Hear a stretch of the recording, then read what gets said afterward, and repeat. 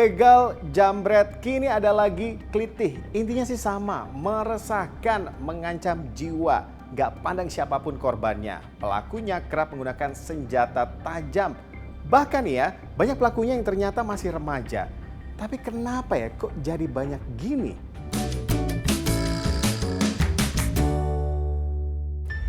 Yang paling terbaru adalah aksi meresahkan sekelompok remaja yang diduga melakukan klitih di Jalan Raya Magelang, Yogyakarta. Jadi ini beredar di media sosial. Ada dua remaja yang merupakan pengendara motor kemudian menyerang sebuah mobil dengan membacokkan senjata tajam. Pengendara mobil berusaha memepetkan kendaraannya ke motor terduga pelaku klitih. Namun berkali-kali pelaku menyerang mobil itu dengan senjata tajam yang dipegang. Akhir cerita, si pengendara berhasil menggagalkan aksi. Pelaku pun tertabrak dan jatuh. Dan kedua remaja itu pun akhirnya ditangkap jajaran Polresta Magelang. Ya, video ini jadi ramai karena sebagian besar orang yang melihatnya ini justru mendukung si pengendara mobil yang berhasil menggagalkan aksi si pelaku.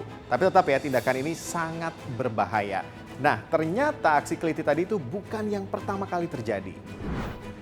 Bulan Februari lalu terjadi aksi klitih di kawasan wisata titik 0 km Yogyakarta. Dalam video amatir yang beredar, pelaku juga sempat mengayunkan senjata tajam kepada pengendara motor lain yang sedang parkir. Polisi juga sudah menangkap para pelaku. Dan lagi-lagi ada pelaku yang masih remaja. Sungguh meresahkan warga pastinya aksi serupa yang terjadi dalam waktu berdekatan. Banyak yang khawatir dan mengecam aksi klitih, apalagi itu tadi berulang kali terjadi.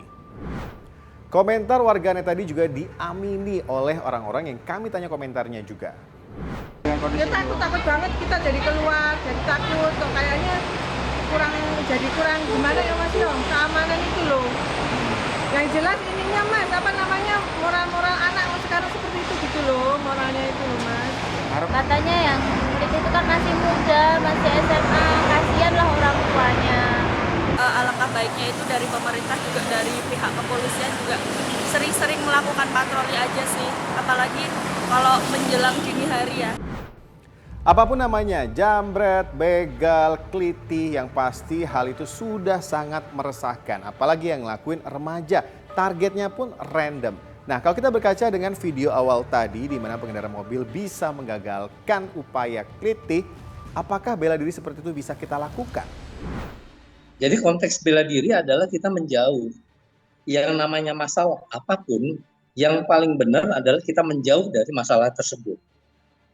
Kalau kita bicara bela diri, berarti kan kita paling aman menjauh dari masalah. Kalau memang sudah kepepet, baru kita bisa berlindung. Berlindungnya dari mana? Dari tindakan-tindakan yang jauh dari proses hukum.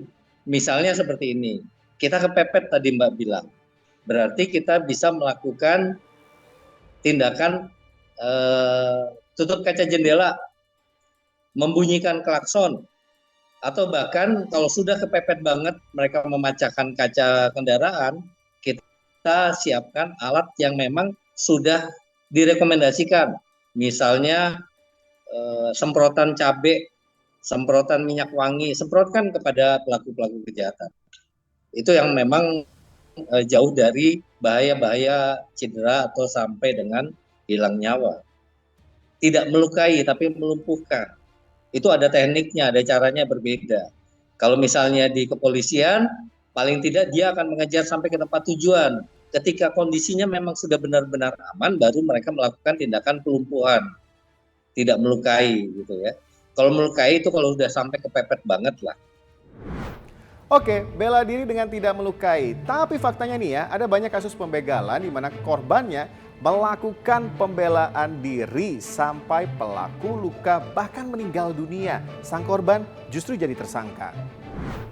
Contohnya di Nusa Tenggara Barat tahun lalu, seorang pengendara motor jadi korban pembegalan. Saat pelaku hendak merampas, korban membela diri hingga akhirnya dua pelaku meninggal dunia. Korban jadi tersangka, meski polisi akhirnya menghentikan penyidikan kasus hukumnya.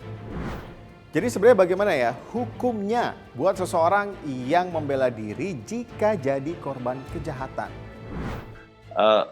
Dalam konteks pembelaan itu orang tidak bisa dipidana gitu ya, karena memang ada situasi yang sedemikian rupa menyerangnya yang kemudian dia melakukan pembelaan.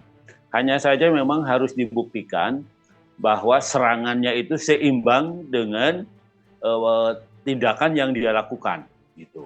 Ya, tadi kalau dilihat dari peristiwanya, orang yang menodong itu membawa golok, membawa pisau kalau nggak salah, senjata tajam gitu ya.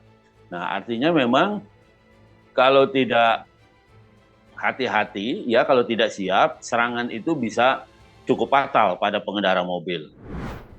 Saya juga tanya hal ini ke Kadif Humas Polri.